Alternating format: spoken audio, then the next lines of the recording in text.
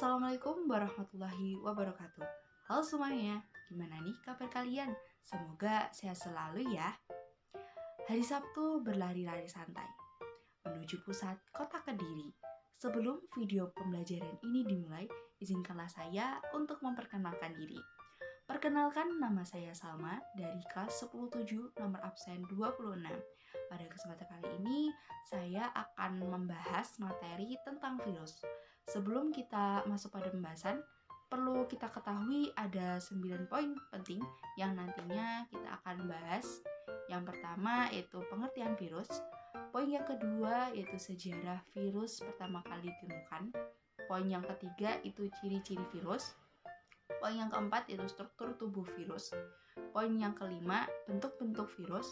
Poin yang keenam klasifikasi virus. Poin yang ketujuh itu peranan menguntungkan virus. Poin yang kedelapan yaitu peranan merugikan virus. Dan yang terakhir fakta unik dari virus Ebola. Oke, untuk mempersingkat waktu, langsung saja kita masuk ke materi yang pertama, yaitu pengertian virus. Nah, apa sih yang dimaksud dengan virus?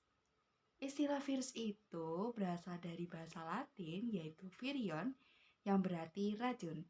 Jadi, pengertian dari virus adalah agen penginfeksi yang berukuran kecil dan dapat bereproduksi di dalam sel inang yang hidup. Kemudian kita masuk pada sejarah virus pertama kali ditemukan, yaitu oleh Adolf Edward Meyer. Dia adalah seorang ilmuwan dari Jerman pada tahun 1883. Ia meneliti penyakit pada tembakau yang mana daun-daun tembakau ini banyak yang bercak-bercak kuning. Kemudian daun itu diekstrak dan ekstrak daun tembakau tersebut disemprotkan ke tanaman tembakau lain yang sehat. Ternyata setelah disemprotkan muncul bercak-bercak kuning juga atau disebut dengan penyakit mosaik.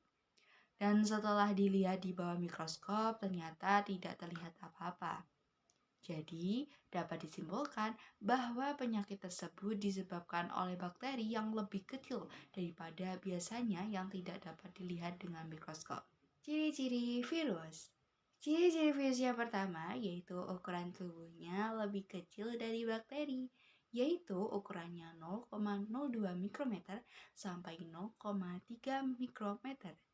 Yang kedua hanya dapat dilihat menggunakan mikroskop elektron. Mengapa virus hanya dapat dilihat menggunakan mikroskop elektron? Alasannya terdapat pada ciri virus yang pertama, yaitu ukuran tubuhnya sangat kecil dari bakteri.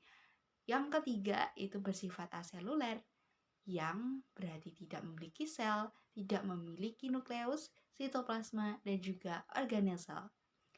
Yang keempat, dia memiliki salah satu macam asam nukleat, yaitu DNA atau RNA saja. Virus memiliki salah satu macam asam nuklear saja, ya alasannya ada di ciri-ciri yang ketiga, yaitu dia tidak memiliki sel, nukleus, sitoplasma, dan organel sel.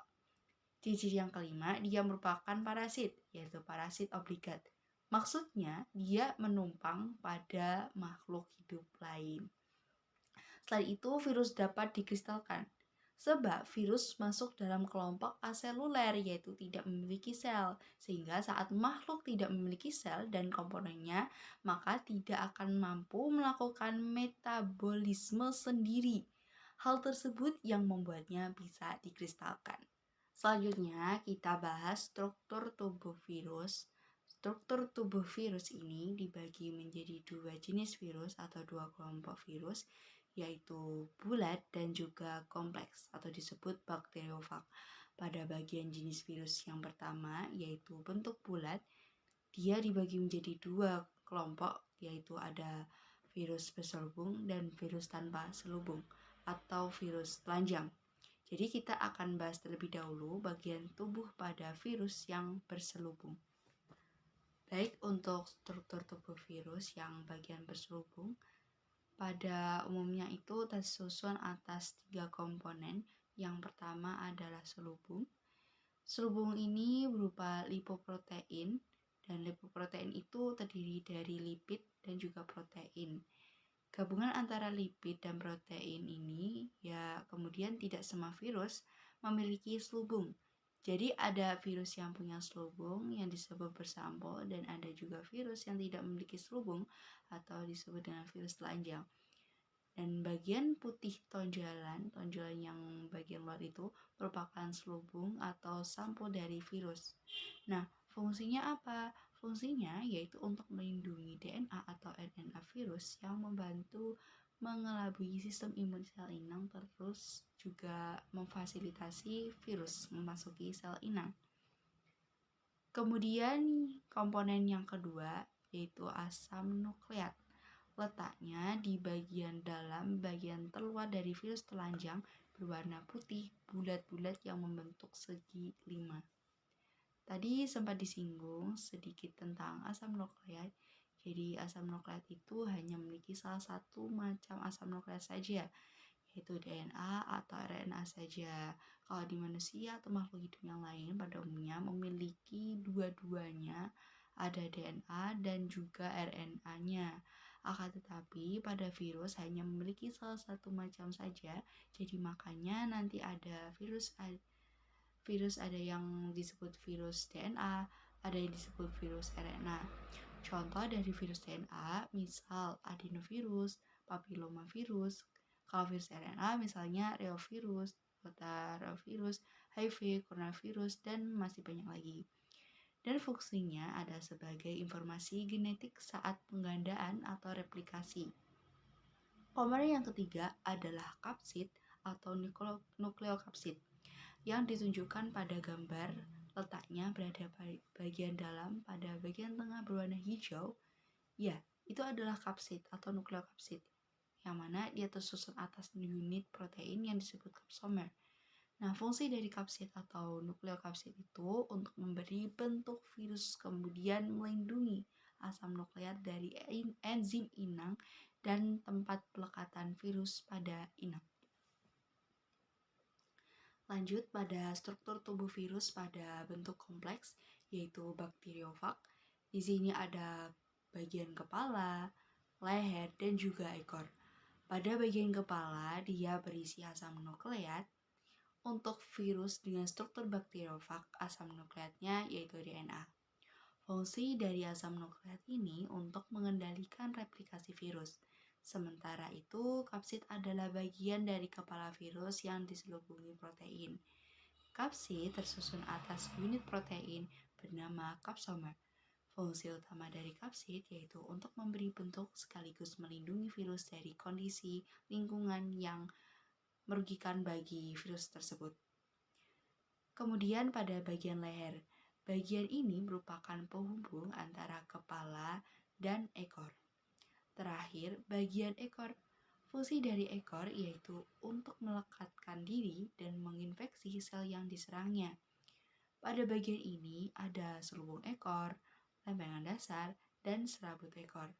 Di setiap ujung serabut ekor ada reseptor yang berfungsi sebagai penerima rangsangan.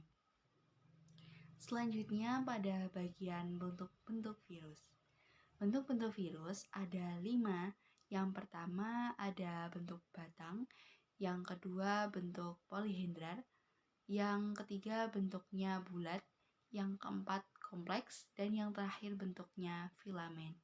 Contoh dari bentuk batang yaitu seperti TMV, yang polihedral contohnya seperti adenovirus, yang bulat contohnya seperti coronavirus.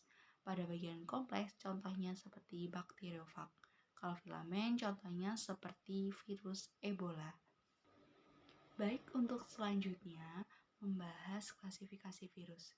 Pada bagian klasifikasi virus ini dilakukan menggunakan sistem ICTV, yaitu International Committee on Taxonomy of Viruses.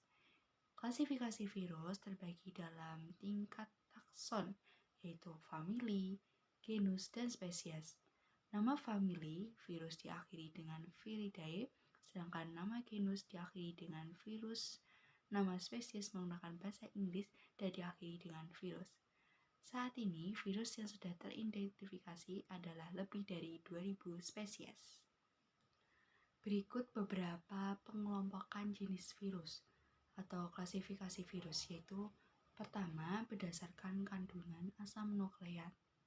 Itu dibagi menjadi dua jenis, yaitu deoksiribovirus, yaitu virus yang asam nukleatnya dari DNA.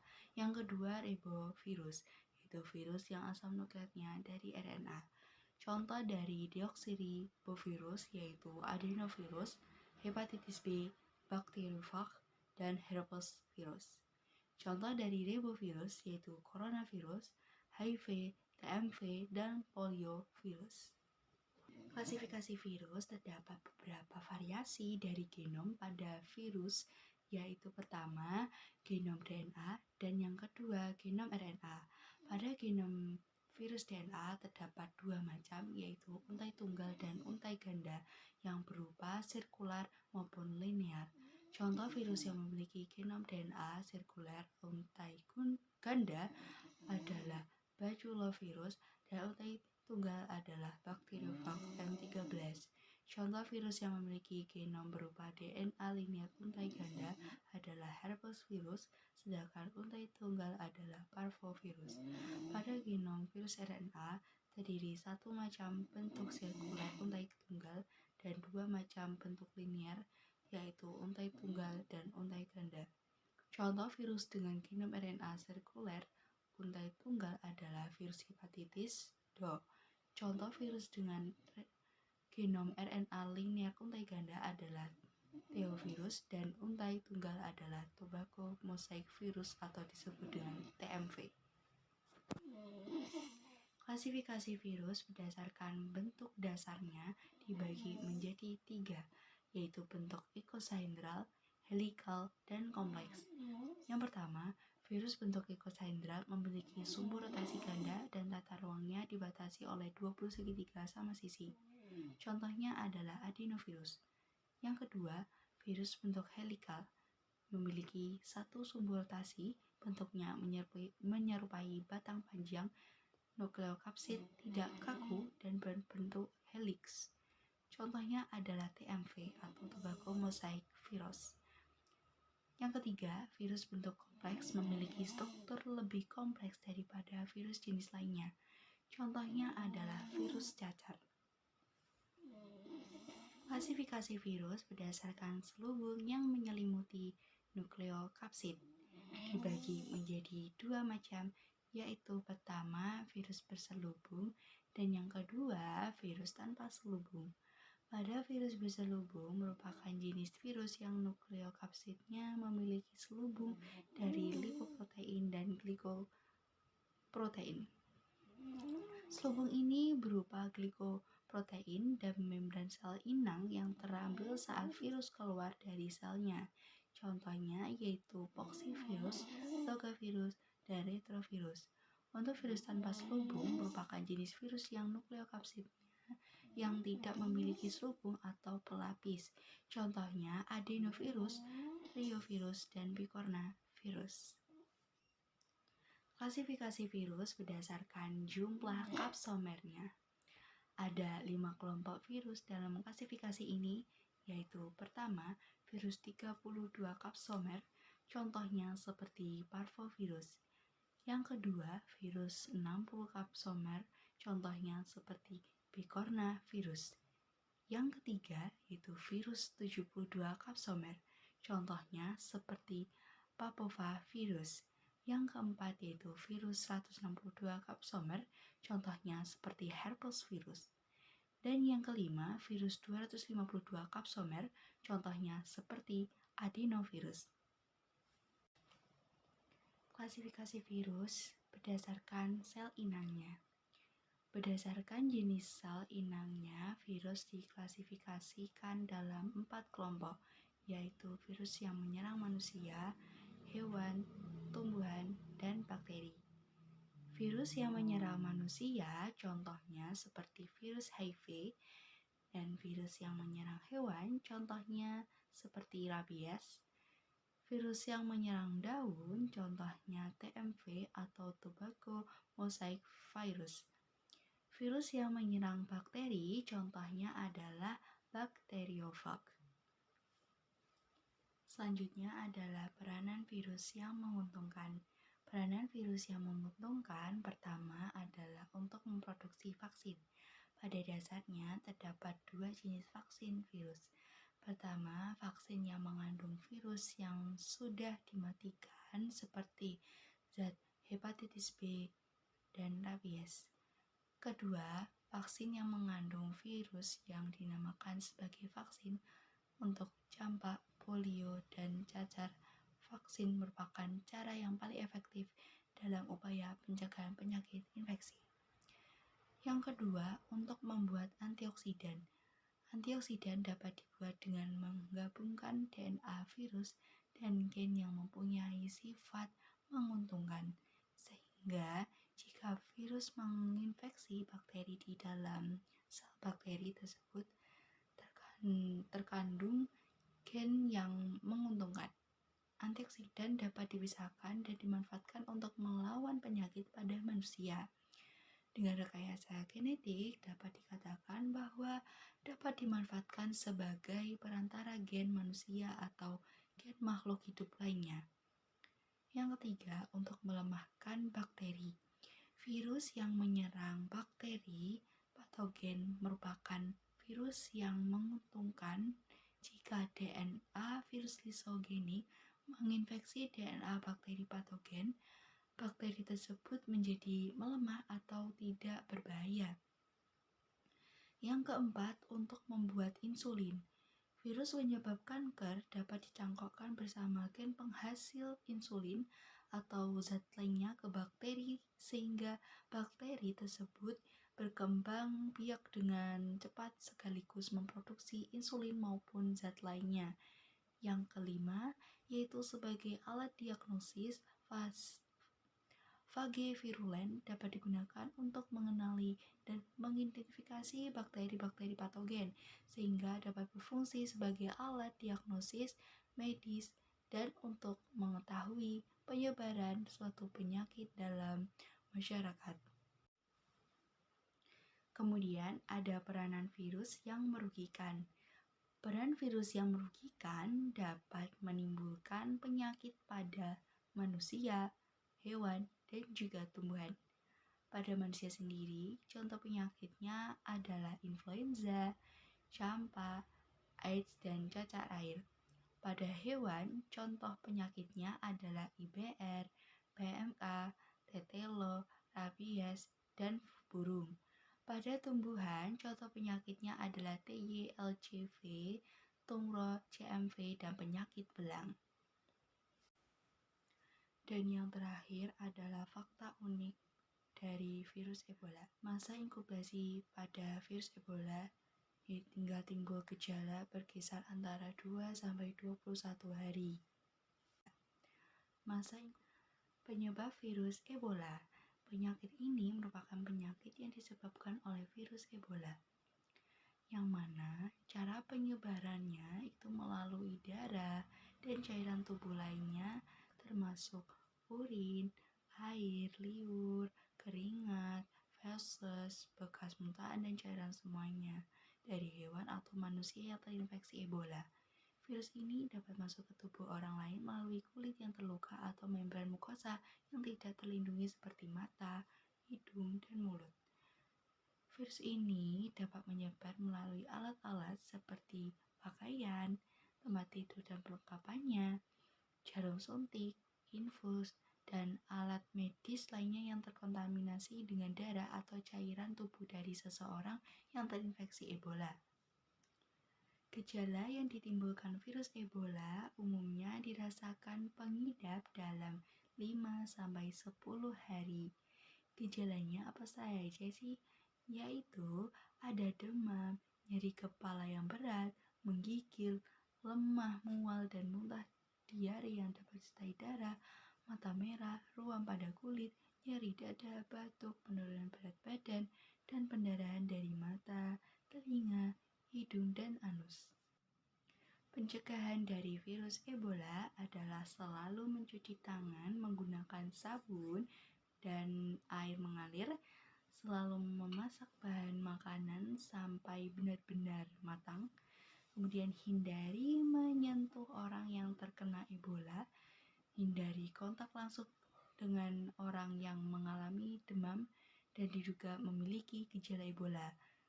Melakukan vaksinasi bila hendak bepergian ke daerah atau negara terjangkit. Kemudian tidak menyentuh barang milik penderita karena dicurigai dapat terpapar darah atau cairan tubuh lainnya. Bagaimana sih cara penyembuhan virus Ebola? Nah, hingga saat ini belum ditemukan pengobatan untuk penyembuhan Ebola, tetapi pengobatan yang diberikan hanya bertujuan untuk mendukung kekebalan tubuh pengidap dalam memerangi virus. Beberapa langkah pengobatan Ebola yaitu dengan cara infus cairan untuk mencegah dehidrasi, obat darah tinggi untuk menurunkan tekanan darah, terus oksigen tambahan untuk menjaga aliran oksigen ke seluruh tubuh, pemberian antibiotik jika ditemukan infeksi lainnya yang berkembang di tubuh pasien, kemudian transfusi darah juga muncul kurang darah atau anemia. Mari kita lihat testimoni orang yang sembuh atau sakit dari penyakit virus Ebola. Dr. Kambale Songo Filemon bekerja di pusat medis Ebola di Beni, Republik Demokratik Kongo, dan tertular virus itu November lalu. Saat itu, dia tengah ditugaskan di ruang gawat darurat sebuah rumah sakit. Dia pun mengenang periode kehidupannya yang saat itu antara hidup dan mati. Je me suis jamais senti comme ça. Alors, j'ai demandé à ce qu'on prélève mon sang pour l'examen. Bon, les autres médecins doutaient, ils disaient non, bon, ça, tu ne peux pas faire l'Ebola. Mais j'ai dit non, de la façon où je me sens, ça doit être Ebola. Pengalamannya sebagai orang yang selamat dari Ebola membuatnya kini intens terjun langsung merawat korban virus ini. Wabah yang dinyatakan sebagai darurat internasional ini membuatnya semakin peduli atas nasib para penderita Ebola. Why do you work here when you almost lost your life here? J'ai prêté serment et puis j'ai la compassion des malades. Il faut que j'arrive à sauver des vies. Donc c'est mon serment, c'est mon métier. J'aime ça. Dengan pengalamannya, Filemon dapat menyerukan apa saja yang diperlukan untuk merawat penderita agar dapat pulih seperti sedia kala.